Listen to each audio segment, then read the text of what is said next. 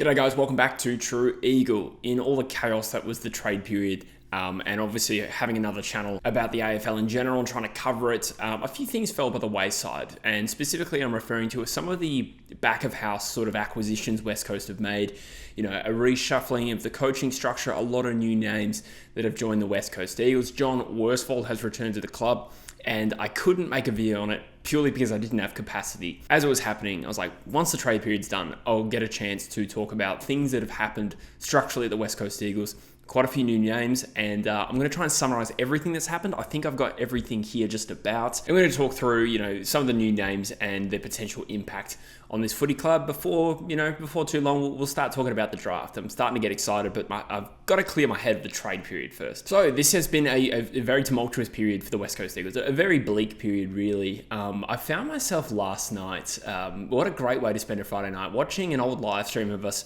losing to Port Adelaide in round 8 of 2022, I think, or maybe it was earlier than that. I don't know why this particular live stream came up in my own recommended, but it was quite funny to watch because this, I think, was the first time I started acknowledging that West Coast were really screwed. Like in 2021, obviously the wheels fell off, but then you go into 2022 thinking, okay, maybe that was just an aberration. But it wasn't. This Port Adelaide game was around the time a lot of our senior players came back after COVID, and we just looked horrid, and we've really struggled to lift ourselves off the canvas since.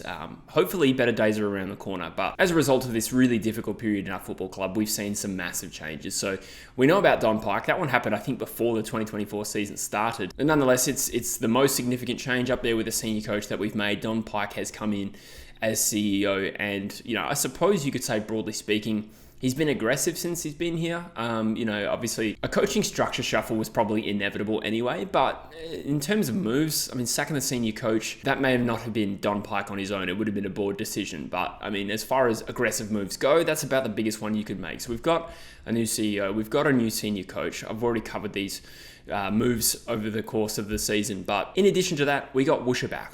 John Worsfold will assume the full-time role as head of football at the West Coast Eagles. Now, I know that was covered a few weeks ago, but I didn't get a chance to express how pleased I am to see Woosha back. I remember 2013, I think it was like September 12th.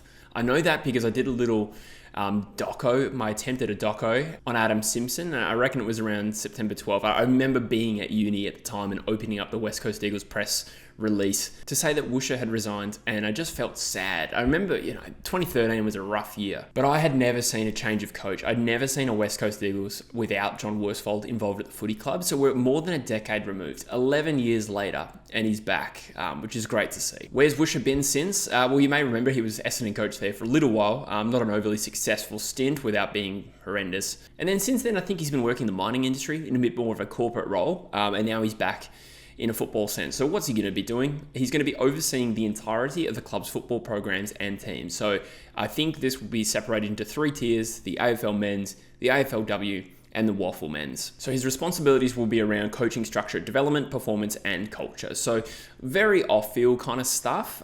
He won't be necessarily involved with football decisions at all, but he'll be managing the people who are managing the players, if that makes sense. So I do think this is his strong suit. Woosha is a very old school kind of guy, a very much a high standards, elite habits kind of operator, and very, very old school. That was very suited to around that 2006 time. And obviously now he's a bit older. I think he's in his mid to late 50s. So I do think, like, if Woosha was working with Gen Z, or what are we up to? Gen Z? If he was working with like a playing group that was largely Gen Z, you'd think there'd be a disconnect there. But Woosha's going to be working with the people that manage the Gen Zs. But I do think Woosha adds, a lot of things to West Coast. I think accountability and high standards, these are things that have been said about West Coast lacking in particular in recent years. Further to that, experience and stability. And then there's a romantic notion of having, one of the greatest West Coast Eagles in terms of legacy. We've had some great players on our list, but some of the best players didn't play their whole career here. But in terms of contribution, I don't think anyone goes past John Worsfold as a 2-time premiership captain and a premiership coach. And now he's back at the club. So for so many reasons, I love this. And it's nice in this new era where you get so many names from different clubs and past greats of the club not necessarily going to be involved at West Coast. It's nice to just have one involved again. And I'm really positive about the impact he can have. So yeah, that's Woosha. Good to have him. Again, it's really hard to appraise what impact it's going to have on us. But he's pretty proven as being a good operator. So good to see you back, Woosha. In terms of who's staying, so we'll break it up into who's staying, who's leaving, and then look at some other little coaching additions. So we know that Jared Schofield will stay at the footy club. I'm pleased to see this. I wasn't sure if he was going to make way when McQualter came in. Sometimes when a senior coach comes in, they bring a few of the boys around. Simo did that, and I have no opinion on whether that's right or wrong. I suppose the argument for bringing, people that as a coach would be implementing a style and having guys around you can trust. So interestingly here, McQualter hasn't necessarily brought over guys other than players from a previous administration that he's been involved in. So specifically, I think Daniel Pratt, Brady Rawlings, and Drew Petrie as a player came over when Simo came over. So in terms of our coaching structure, that has not happened here with McQualter. So Jared Schofield's staying. I do love that. I'm a big fan of Scoey as a person. I do like his resume, and I do think he's suited to coaching a young group, and the players obviously seem to really like him. So he gets at least another year as midfield coach, and hopefully, that part of the ground improves for us. He now has a few more players to work with, which is nice. Luke Webster will sign on to remain as backs coach in 2025, and the defenders held up okay last year. And Kyle Horsley will stay leading the Waffle Eagles as senior coach for the second season. So that's who's not leaving. We do have a couple of confirmations. Drew Petrie, who I just talked about, is leaving the club after 8 years in player development and welfare roles. And Matthew Knights as well has left the club. I'm not sure where Matthew Knights is heading to, but that one was announced, I think, either just as the season ended or before the season ended, so well before McQualter got there. So now there's a number of names that we've added to our coaching structure, and this was a little bit messier, but I'll get through it. So we're getting Shannon Hearn back. That's a great win. Shannon Hearn has always been praised for his ability to lead the younger guys. Like when he was a player, it was always said how great he was as a mentor, and his specific niche apparently is going to be game fundamentals. So you think for where we're at, such a young group, someone like a Shannon Hearn really dialing in on that is, I can only say it sounds great. We don't know how much impact it's going to have, but it's also good to have another premiership captain return to the Eagles. Bunga took a year off. That was always going to happen apparently, but now he is going to be joining as a development coach, and potentially one day Shannon Hearn really actually focuses on coaching as a career. We could see him as a senior coach one day. We have a new forwards coach. Matthew Knights was the forward coach, unless I'm imagining that. So Marco Bello has come over. He's come from Adelaide, where he was the head of development, and he has 8 years previous experience working at Hawthorn and coaching Box Hill in the VFL. So I'm not sure about his playing career. I'm not familiar with Marco Bello, but he's got a range of experience coaching his own team and developing young players. So as far as resume goes, it's hard to assess, but there you go. He is our new forward line coach. We've also got a new head of development coach. This was messy because it was originally reported that Steve Truella is a development manager, and then we subsequently signed a head of development coach. So we'll put a pin in that for a minute and acknowledge that Jamie Maddox is the new head of development coach. So I'd imagine he just oversees the development coaches that we have, which include Shannon Hearn, like I said, Jacob Brennan, and then Tom Morrison, who I'll get to in a moment. But Maddox came from the Western Bulldogs as head of development, so he's been in that role for the last 5 years. He was a development coach there previously, as well as an opposition analyst in 2015. It's described in the West Coast Eagles press release on their own site that Maddox will be tasked with maximising the growth from West Coast's emerging band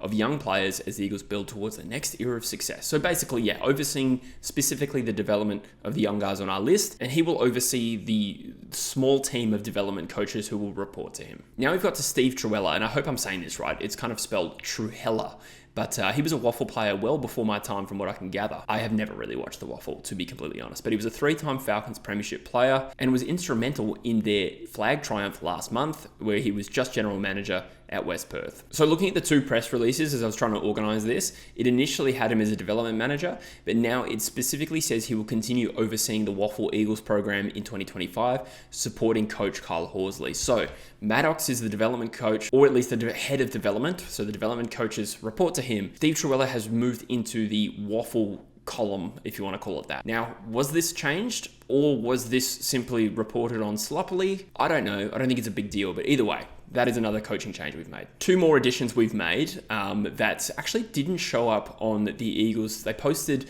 a total list of their coaching structure, but they left out Tom Morrison, who on their own website was reported as coming over as a development coach. So Morrison is a former Claremont development coach and part of the WA State Academy before moving to Sydney in 2013 as a development coach with the Sydney University team in the NEFL. Last year, he was also an assistant coach with the Sydney Swans VFL team. So a pretty green operator. Usually like the youngest and least experienced guys come up as development coaches, then move up. Luke Shuey is the exception to that. He is still our stoppage coach, which I believe was the case as soon as he retired. I don't think he was a development coach at all. So yeah, as far as I can tell, we have 3 development coaches: Jacob Brennan, Tom Morrison, and Shannon Hearn. I hope I'm not missing anyone there. Hearn oversees game fundamentals. Jacob Brennan oversees backs, and it is unclear what Tom Morrison does. So forgive me, let me know in the comments if I'm missing something obvious here, but this is everything I can find. And finally, we added a sports psychologist. Now, I don't know if we had one before. I'd like to think we would. Obviously, a lot has been said over the years of the soft cap being reduced and it really impacting West Coast in particular, probably because they had quite a large group of, support coaches that were suddenly slashed. So I'd like to think we had a sports psychologist before. There's been no mention of it, but we've signed Matt Bergen or Bergen. I'm going to say Bergen as the sports psychologist. He was the WA Institute of Sport lead psychologist from 2001 to 2017, and he worked closely with the 2012 Australian Olympic team. For the last 4 years prior to this role, he's been the senior mental health and performance manager at Cricket Australia. So obviously not a football person, but we're just talking about a sports psychologist. And I do think this is probably an underappreciated aspect of sports, is the psychology that goes behind it. Not necessarily by clubs, but mentality is just so important in football. And that's such a big reason why things like ladder predictions always fall apart, because you have no insight as to the mentality or the connection of a playing group going into any given season. But either way, we've made a change in that area, so hopefully it proves fruitful. Anyway, guys, I hope that was a decent summary of all the back of house changes West Coast have made. Obviously, it's a period of transition, a new era. Like the Trevor Nisbet era lasted so long. Don Park's come in, made some changes. I suppose over time, we'll see what impact this has on the footy club. But I think we can accept we needed a big refresh. So again, to summarize, the final senior coaching structure, you've got McQualter.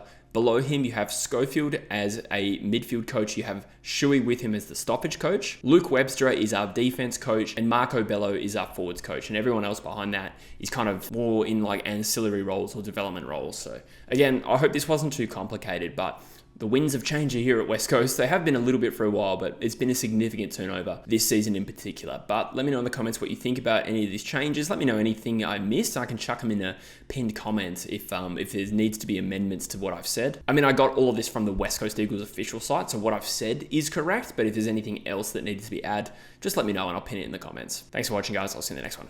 Cheers.